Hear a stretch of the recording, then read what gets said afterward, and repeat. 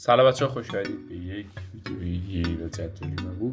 امروز نخواهد شما دوستان عزیز باشیم که وقتی ما مثلا مثل گوشی رو در آوردیم چجوری مثل همون قبلش برگردیم باشیم.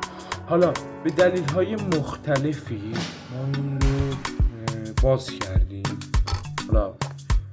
حالا دارید بگید به دلیل های مختلفی باز کردیم، حالا چجوری باید برگردیم. خب بعضی موقع ها مال گوشی های مثلا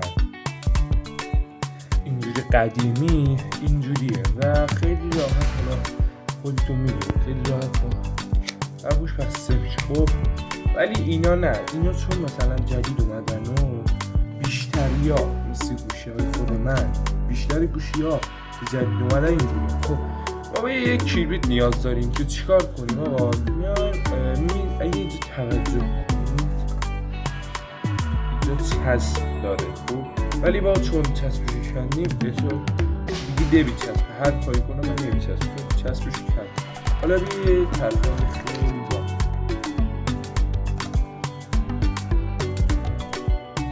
حالیه. خب کیبریت رو برمی داریم،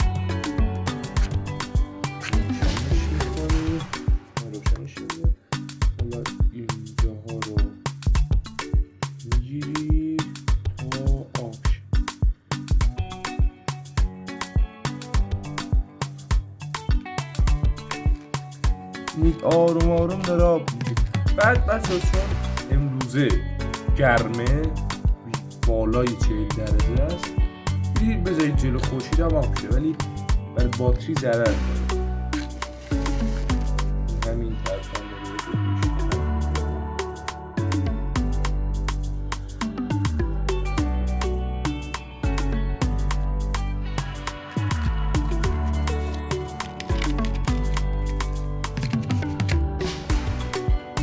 نتونستید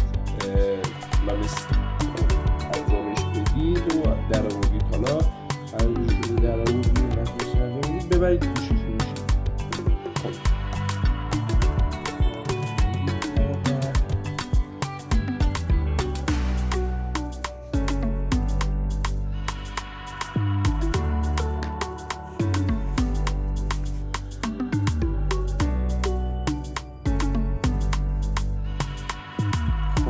کارمون تمامه اینجا.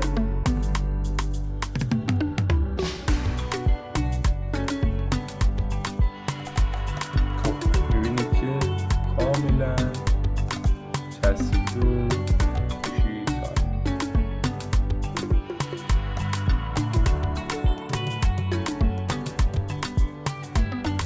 دیگه هم در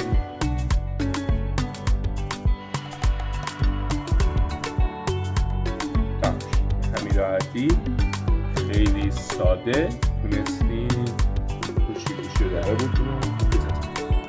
تا ویدیوی بعد